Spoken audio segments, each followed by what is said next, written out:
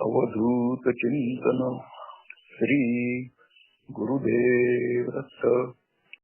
नवनाथ भक्ति रसामृत अध्याय 37। गोरक्ष जालंधर चरपटाश्य अडबंग कानी समच्छिंदराध्या सौरंगी रेवाण कभर्तृसन्या भूम्याम बभूवुर नवनाथ सिद्धा। આપણે નવનાથ ભક્તિ રસામૃત શ્રવણ કરી રહ્યા છે। એમાં 37મો અધ્યાય।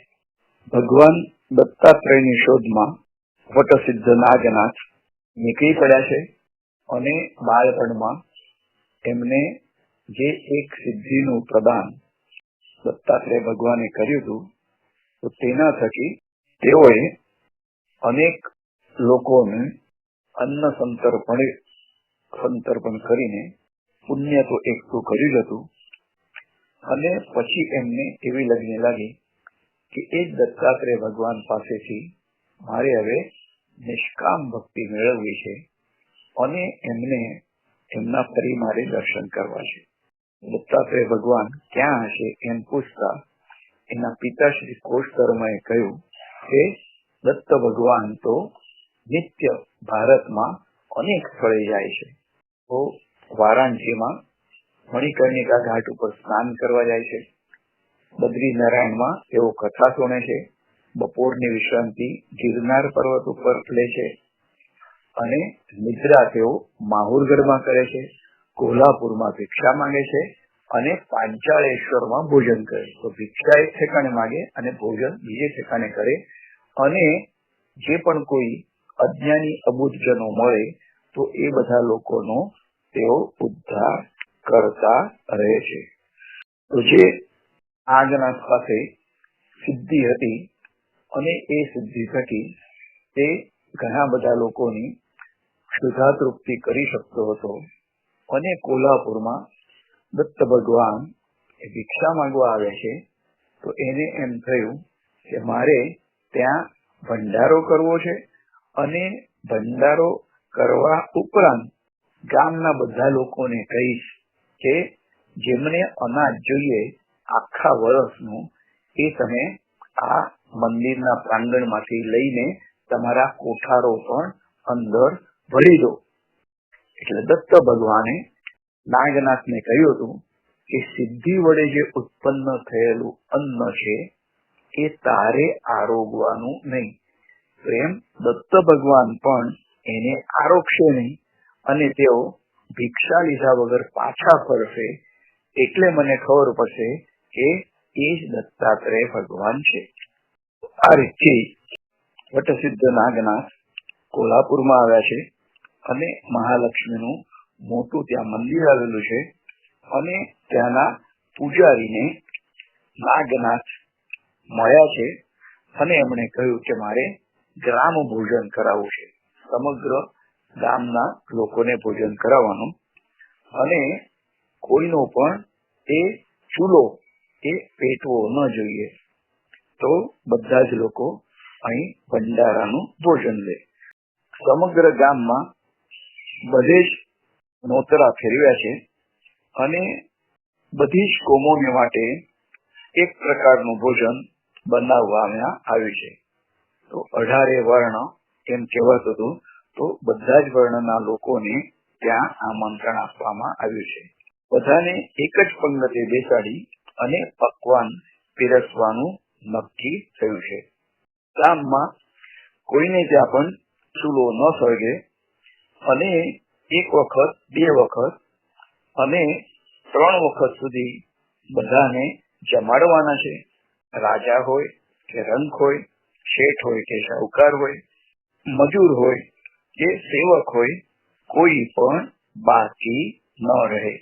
તો એવી વ્યવસ્થા ગોઠવી છે અને સિદ્ધિને યાદ કર્યું તો તેને ઢગલે ઢગલા અનાજના, ઘીના, ગોળના, ખાંડના એ બધા મંદિરના પ્રાંગણમાં પ્રગટ કર્યા છે અને આટલી વિપુલ સામગ્રી જોઈને પૂજારી પણ અતિ હર્ષમાં આવી ગયા છે। અનેક સ્વયંસેવકોને પણ તેમણે એકઠા કર્યા છે અને અંત્યથી માંડીને ભૂદેવ સુધી બધાને આમંત્રણો આપવામાં આવ્યા છે. એક સારો દિવસ નક્કી કરીને મુહૂર્ત પ્રમાણે મંદિરના આંગણામાં વિશાળ મંડપ ઉભો કરવામાં આવ્યો છે અને વિશાળ રસોડું ચાલુ કરવામાં આવ્યું છે. તો ગામના મુખ્ય દ્વાર પર ચોકીદારોને કહેવામાં આવ્યું કે ગામમાં દાખલ થતા અથવા ગામ છોડીને જનાર કોઈ પણ જમ્યા વગર જાય નહીં, તેની ખાસ તકેદારી રાખવી અને દરેકને તમારે તે પ્રમાણે વિનંતી કરવી. શૈવ હોય, શ્રાવક હોય અથવા બ્રાહ્મણ હોય, કોઈ પણ જાતના ભેદભાવ વગર બધાને આમંત્રણ આપવામાં આવ્યા છે. વળી પ્રાંતે પ્રાંતે મારવાડી, ગુર્જર, દ્રવિડ, મુલતાન એમ સમગ્ર દેશમાંથી શ્રેષ્ઠીઓને પણ બોલાવવામાં આવ્યા છે. ભોજનમાં ખીરપુરી, ખાજા, કરંજિયા, કચુર, માલતી અને મેવા મીઠાઈ તૈયાર કરવામાં આવી છે અને પીરસણ માટે હોશિયાર અને ચતુર માણસોની પણ નિમણૂક કરવામાં આવી છે. દત્તાત્રેય ભગવાન કોલ્હાપુરમાંથી જ હંમેશા ભિક્ષા લે છે, એટલે ભંડારાને દિવસે ગામમાં કોઈ પણ જગ્યાએ ભિક્ષા ન મળે તો સીધા અહીં જ ભંડારામાં આવશે એવી નાગનાથને ખાતરી હતી. વળી આ ભંડારો તો સિદ્ધિ વડે થવાનો છે, એટલે દત્ત ભગવાન સિદ્ધિના અન્ન ભિક્ષાનો સ્વીકાર કરશે નહીં, એટલે તેમને શોધવામાં મુશ્કેલી નહીં પડે એમ નાગનાથને લાગ્યું છે. અને ગામમાં જો કોઈ માગવા આવે તો તે પણ ભંડારામાંથી જ એ ભિક્ષા લઈને જાય એમ બધી ગોઠવણી કરવામાં આવી છે. ભંડારો ચાલુ થયો અને દરેક જણને નિયમિતપણે ભોજન સવાર સાંજ મળવા માંડ્યું છે અને ગામમાં ચૂલા સળગાવવાના બંધ થયા છે. લોકો તો ખૂબ આનંદમાં આવી ગયા અને પોતપોતાનું કામકાજ પતાવી ભંડારે જમી જતા હતા અને એમ કરતા કરતા 1 મહિનો પૂરો થયો છે. પણ દત્ત ભગવાન ભિક્ષા લેવા માટે ક્યારે આવ્યા નહીં અને એમના દર્શન પણ નાગનાથને થયા નથી. બહુ તપાસ કરતા ખબર પડી કે દત્ત ભગવાન ફક્ત એક જ વાર મધ્યાહ્ન કાળે અને એક જ જગ્યાએથી સૂકું અન્ન એટલે કે રાંધ્યા વિનાનું નિત્ય નિયમ પ્રમાણે ભિક્ષામાં લઈ જાય છે અને ભંડારામાં રાંધેલું અનાજ લેવા આવતા નથી.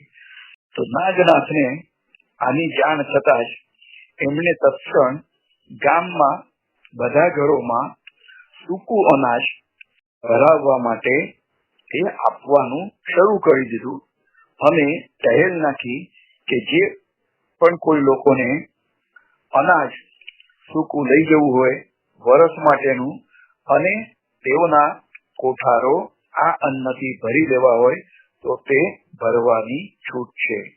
કોઈએ પણ બજારમાંથી અનાજનો દાણો વેચાતો લેવો નહીં. આવી સૂચના બધાને આપવામાં આવી અને સાથે સાથે એવી પણ તાકીદ કરી કે ભિક્ષામાં આ અન્ન લેવા માટે જે કોઈ સાધુ સંત, અભ્યાગત કે ભિક્ષુક ના પાડે તો તત્કાળ તેની ખબર નાગનાથને કરવી. બીજે દિવસે દત્ત મહારાજ ભિક્ષા માટે ઘેર ઘેર ફરવા લાગ્યા છે અને જે કોઈ નાગનાથે ભરી આપેલું અનાજ ભિક્ષામાં આપવા જાય કે તરત જ કહેતા કે આ નહીં, તમારા ઘરનું અનાજ મને ખપે નહીં.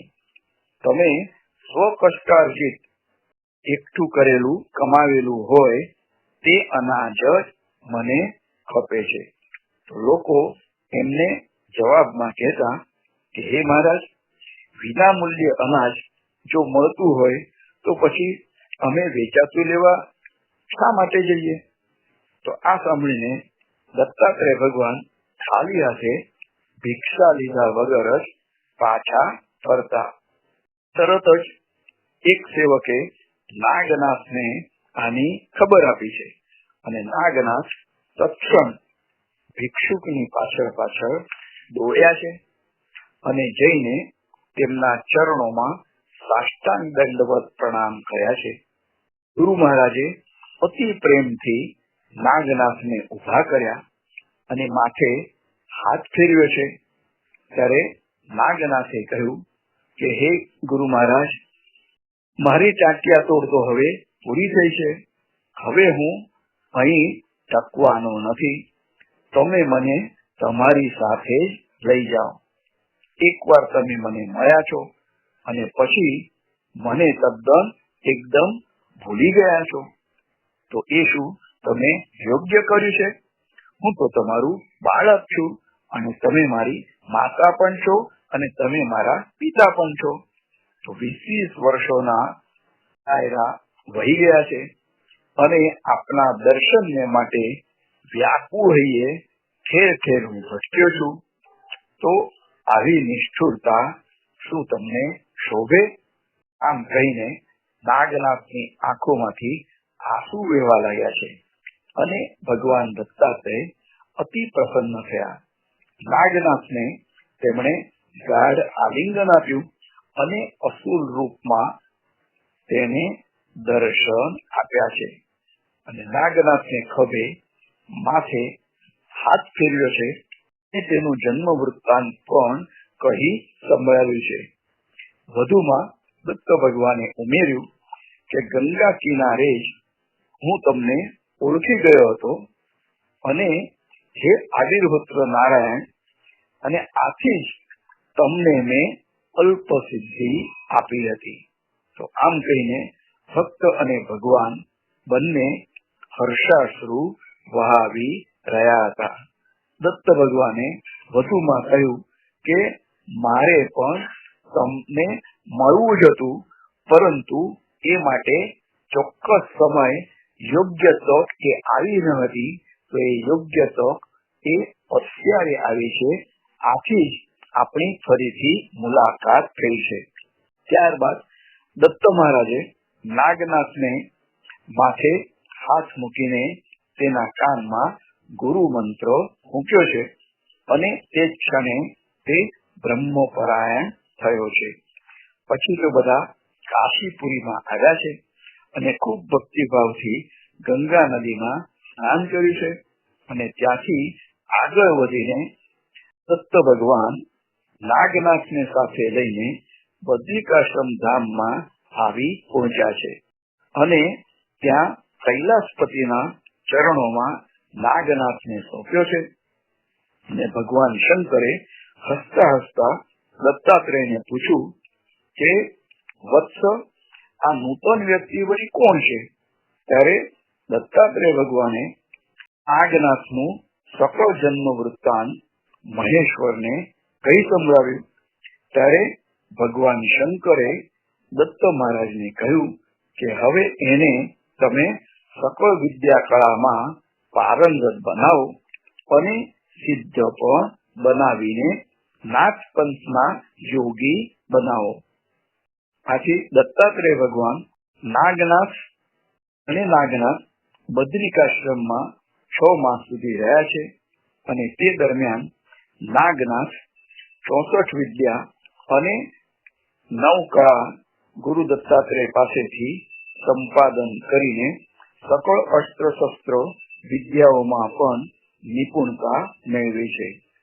તદુપરાંત નાગાશ્વત્થ ધામમાં જઈને દત્તાત્રેયના હસ્તે પૂર્ણત્વ પ્રાપ્ત કર્યું છે.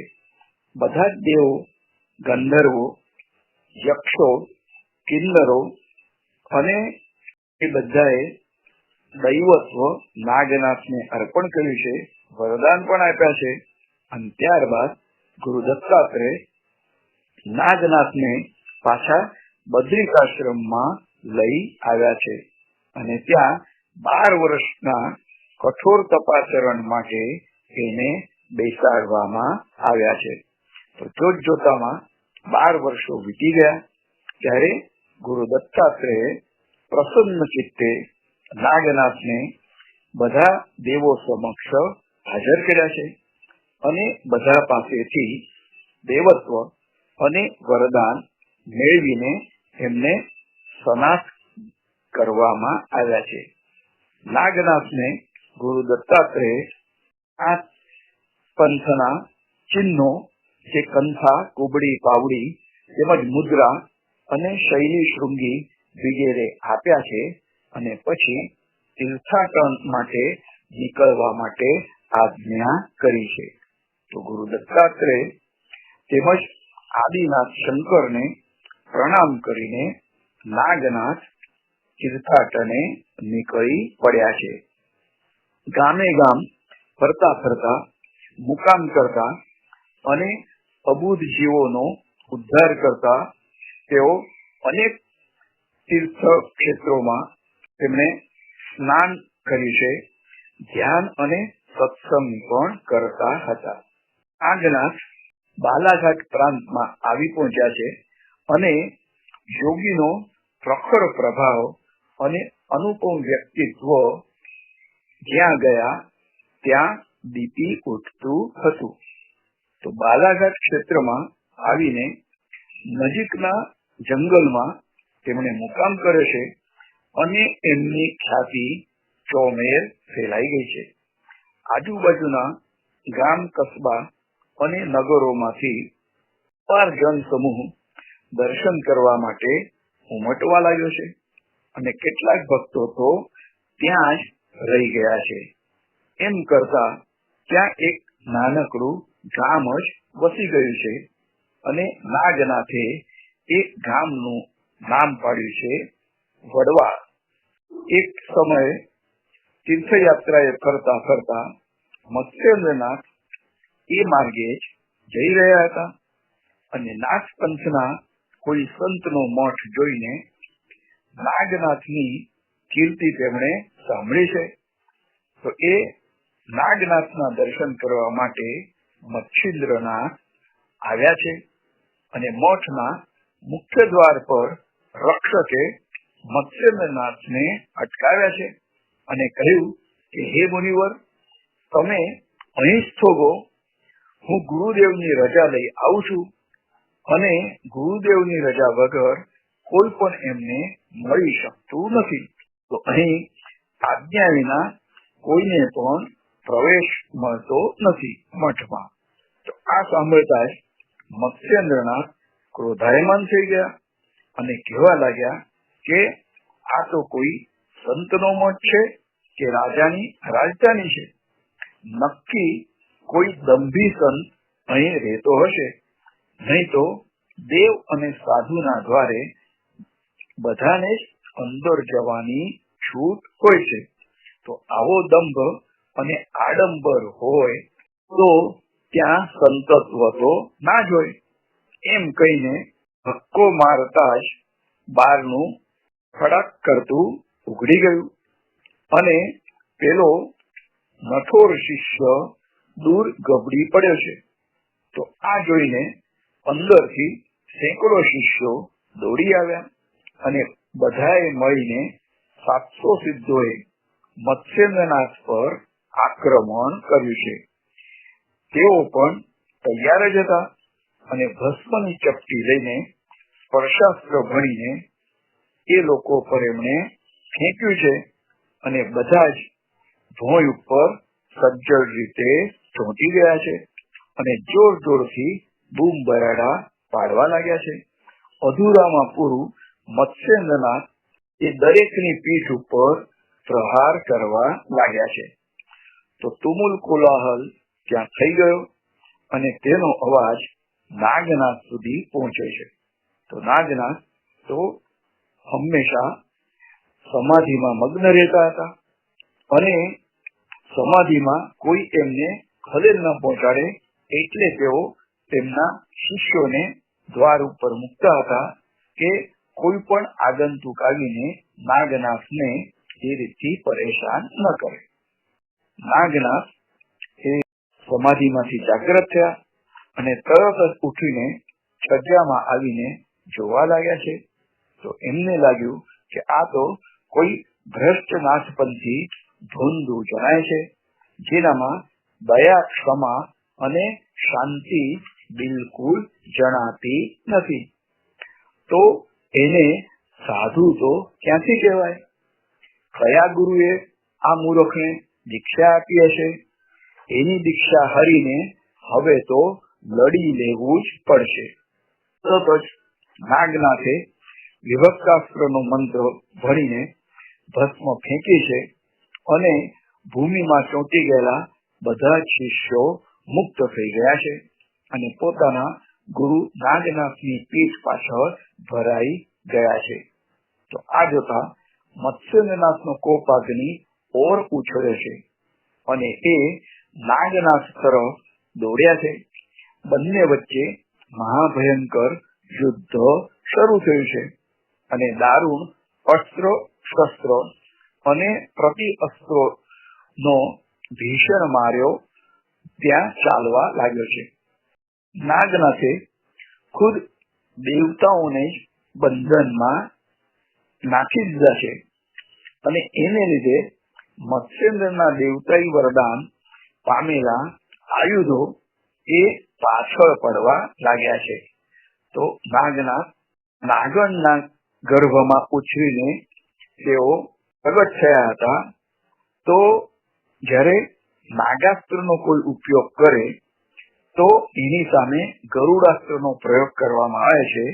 એટલે નાગનાથે સૌથી પહેલા ગરુડને બંધનમાં મૂકી દીધા છે અને પછી નાગાસ્ત્ર એમણે મત્સ્યેન્દ્રનાથ ઉપર છોડી દીધું છે અને ઉગ્ર ઝેરીલા અસંખ્ય નાગો છોડી મૂક્યા છે અને એ નાગ બધા જઈને મત્સ્યેન્દ્રનાથને ડસવા લાગ્યા છે. તો આ બધું મત્સ્યેન્દ્રનાથ એ ગરુડાસ્ત્રનો મંત્ર જપતા હતા, પરંતુ ગરુડ બંધનમાં હોવાથી તે ત્યાં આવી ન શક્યો અને જે સર્પોનું ઝેર હતું તો એ મત્સ્યેન્દ્રનાથને કનડવા લાગ્યું છે. તો મત્સ્યેન્દ્રનાથ જમીન પર ઢળી પડ્યા છે અને વ્યાકુળતાથી ગુરુ દત્તાત્રેયને પોકારવા લાગ્યા છે. સદગુરુ, જલ્દી આવો અને મારા પ્રાણ બચાવો. માય મિલે કરું ગુરુજી, નકો વિસરું રે નકો વિસરું. તું માય મિલે કરું ગુરુજી, નકો વિસરું રે નકો વિસરું.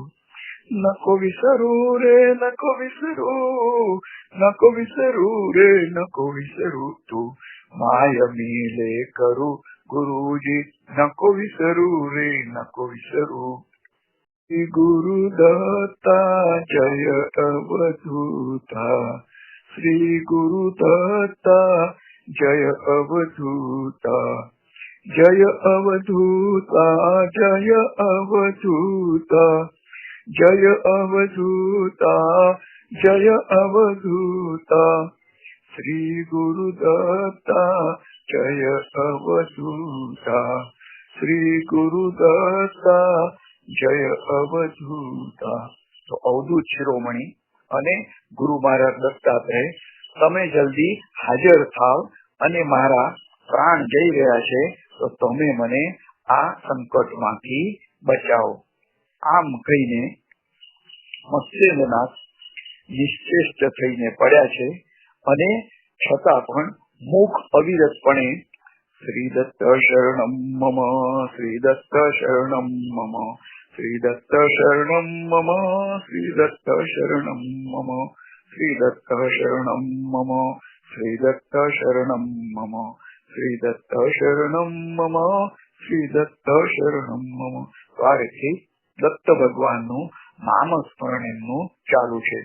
મત્સ્યેન્દ્રનાથને જમીન પર નિશ્ચેતન દશામાં પડેલા જોઈને નાગનાથ તેમની પાસે આવ્યા અને વાંકા વળીને જોયું તો મત્સ્યેન્દ્રના મુખથી દત્ત નામ સ્મરણ ક્ષીણ અવાજમાં સંભળાવા લાગ્યું છે. તો નાગનાથે જોરથી મત્સ્યેન્દ્રના કાનમાં પૂછ્યું કે હે સાધુ, તમે કોણ છો તે સ્પષ્ટ જણાવો. તમારા મુખમાં ગુરુ દત્તાત્રેયનું નામ શા માટે છે તે મને કહો. મુનિ, જલ્દીથી કહો કે તમારા નાથપંથીય ગુરુ કોણ છે. ત્યારે અત્યંત ક્ષીણ અવાજમાં મત્સ્યેન્દ્રનાથ બોલ્યા છે કે શ્રી ગુરુ દત્તાત્રેય નો જ હું નાથપંથનો પ્રથમ શિષ્ય છું અને આ જળ દેહ મત્સ્યેન્દ્રનાથ તરીકે ઓળખાય છે. મારા 3 ગુરુ બંધુઓ છે. એક જાલંધરનાથ, બીજો ભરતરીનાથ અને ત્રીજો રેવણનાથ. તો આ સાંભળતા જ નાગનાથ અત્યંત વ્યાકુળ થઈ ગયા અને તેમણે જે કરેલો ક્રોધ છે એ માટે તેઓ શર્મિંદા થઈ ગયા છે.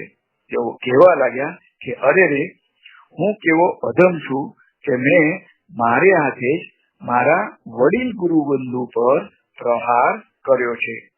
પછી તો તરત જ મત્સ્યેન્દ્રનાથને અસ્ત્ર મુક્ત કર્યા છે અને પોતાની જાતે ઉઠાડ્યા છે. બંને એકબીજાને આલિંગન આપવા લાગ્યા અને પછી નાગનાથે નમ્રતાપૂર્વક કહ્યું છે કે હે જ્યેષ્ઠ ગુરુબંધુ, તમે મારા વંદનીય છો. હું નાગનાથ પણ ગુરુ દત્તાત્રેયનો જ શિષ્ય છું. તો આ સાંભળીને મત્સ્યેન્દ્રની આંખમાંથી પણ હર્ષના આંસુ વહેવા લાગ્યા છે.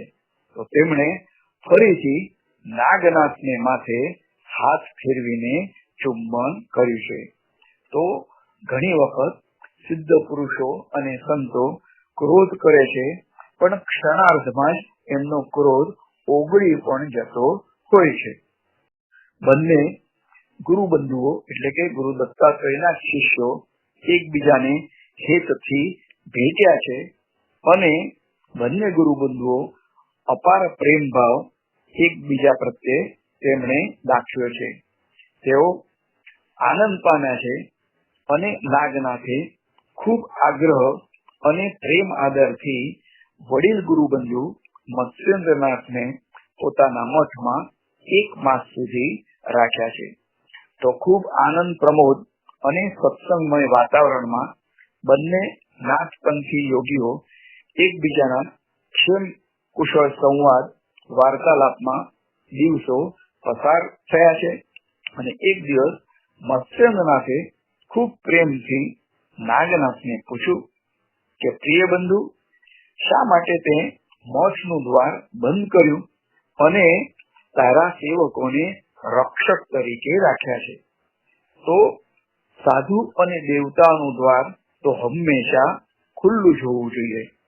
કોઈ પણ દુખિયારો આત્મા ગમે ત્યારે આવી શકે અને સંતને મળી શકે અથવા દેવના દર્શન કરી શકે એવી વ્યવસ્થા હોવી જોઈએ. અને જો એમ જ હોત તો નાહક આ આપણી અથડામણ પણ ઊભી થઈ ન હોત. ત્યારે નાગનાથે અતિ નમ્રતાપૂર્વક કહ્યું છે કે હે જ્યેષ્ઠ બંધુ, બારણા ઉઘાડા જોઈને લોકો અમસ્તા જ આવીને કોલાહલ કરતા અને ધ્યાનમાં ભંગ કરતા હતા. આથી જ આવો પ્રબંધ મારે કરવો પડ્યો છે. તો મત્સ્યેન્દ્રનાથ મલક્યા છે અને કહેવા લાગ્યા કે હવે કલિયુગમાં દીનહીન અને દબાયેલા, કચડાયેલા તેમજ દુઃખીજનોના ઉદ્ધાર અને કલ્યાણ માટે નાથપંથનું કાર્ય આપણે આગળ વધારવાનું છે. અને તેથી નાના ગામડા, નગર વગેરે ક્ષેત્રોમાં ફરવાનું પણ છે. હવે એક જ જગ્યાએ બંધ બારણે જો આપણે બેસી રહીએ તો એ આપણને પાલવે તેમ નથી. વળી સાધુના બારણે કોઈ પણ જાતનો પ્રતિબંધ હોવો ન જોઈએ. સાધુ તો ચલતા ભલા. તો નાગનાથે આદરપૂર્વક પ્રણામ કરીને કહ્યું કે અવશ્ય અવશ્ય હવે પછી આવી જ વ્યવસ્થા રહેશે. અને પછી મત્સ્યેન્દ્રનાથ નાગનાથને આશીર્વાદ આપીને ત્યાંથી વિદાય થયા છે. તો નાગનાથે પોતાના મઠના દ્વાર બધાને માટે ખોલી નાખ્યા છે અને હવે ત્યાં દીનહીન, દુઃખી અને પીડિત લોકો પોતાના કષ્ટ નિવારણ માટે આવવા લાગ્યા છે. સાંસારિક આદિવ્યાધિ અને ઉપાધિથી મુક્ત થવા માટે તેઓ નાગનાથના મઠમાં આવવા લાગ્યા છે અને નાગનાથના મઠનો સર્વત્ર જય જયકાર થવા લાગ્યો છે. તો એક વખતે ચાંગુડા નામે શિષ્યની પત્ની નાગનાથના મઠમાં જ અચાનક મૃત્યુ પામી છે અને નાગનાથે તેને પલકવારમાં જ જીવંત બેઠી કરી દીધી છે. તો આ સમાચાર વાયુ વેગે સર્વત્ર પ્રસરી ગયા અને આને લીધે જ્યારે જ્યારે કોઈ પણ જગ્યાએ કોઈનું પણ મોત થાય તો લોકો તે શબને લઈને સીધા જ નાગનાથના મઠ પર આવવા લાગ્યા છે અને નાગનાથ જીવની મંત્રો ભણીને તે શબને તરત જ સજીવ કરતા હતા. આથી એમની ખ્યાતિ ચોમેર ખૂબ જ ફેલાઈ ગઈ. પરંતુ નાગનાથની આવી કાર્ય પદ્ધતિને લીધે યમરાજા ધર્મ સંકટમાં સપડાયા છે. તેમણે બ્રહ્માજીને મળીને નાગનાથના વ્યવહારની વાત કરી છે અને તેમણે ઉમેર્યું કે એને લીધે આ સૃષ્ટિમાં અને મારા મૃત્યુલોકમાં એક ખૂબ જ મોટું વિઘ્ન ઉત્પન્ન થયું છે. તો બ્રહ્માજીએ નાગનાથને સમજાવ્યા કે એમની આ રીતથી સૃષ્ટિના સર્જન વિસર્જન ક્રમમાં ખલેલ પડે છે, માટે એ રીત તમે બંધ કરી દો. તો નાગનાથ પણ માની ગયા છે અને ત્યારથી એમણે એ પદ્ધતિ બંધ કરી. આ નાગનાથને 9 તેજસ્વી શિષ્ય રત્નો હતા અને તેમના નામો આ પ્રમાણે છે: એક ચાંગુલ, બીજો ધર્મ, ત્રીજો દેવ, ચોથો ભૌમ સિદ્ધ, પાંચમો દેવન, એના પછી ભૌમન, એના પછી છે કોકલ, એના પછી છે સુંદર સિદ્ધ અને 9મો ચક્ષુ સિદ્ધ. એ બધાને નાગનાથે શાબરી મંત્ર વિદ્યા શીખવી હતી અને એને લીધે સાપ અને વીંછીનું ઝેર નિવારણ તેમજ ઘાવરું, શેવાટ અને ભૂત પ્રેત બાધા નિવારણ શક્ય બન્યું હતું. તો આ પરોપકારી 9 સિદ્ધ શિષ્યોએ પોતાની આ મંત્ર વિદ્યા બહુજન હિતાય બહુજન સુખાય હંમેશ માટે વાપરી છે. તો શ્રી નવનાથ ભક્તિ રસામૃત અને એનો અધ્યાય 37મો અહીં સમાપ્ત થાય છે. જે કોઈ આ અધ્યાયને શ્રવણ કરે છે, એનો પાઠ કરે છે, વાંચે છે, તો તેના ઉપર કોઈ પણ કુવિદ્યાનો પ્રયોગ નાગનાથની કૃપાથી તરત જ નષ્ટ થઈ જાય છે અને નાગનાથ તેમજ મત્સ્યેન્દ્રનાથની સદા એમના ઉપર મહેર વરસે છે. નવનાથ ભક્તિ રસામૃત જે ગ્રંથ ગુજરાતમાં આવેલા બિલીમોરા નગરના નાથપંથી આશ્રમ અને દાદાના આશ્રમમાંથી આ ગ્રંથ પ્રગટ થયો છે અને એનો 37મો અધ્યાય અહીં સમાપ્ત થાય છે. અવધૂત ચિંતન શ્રી ગુરુદેવ દત્ત.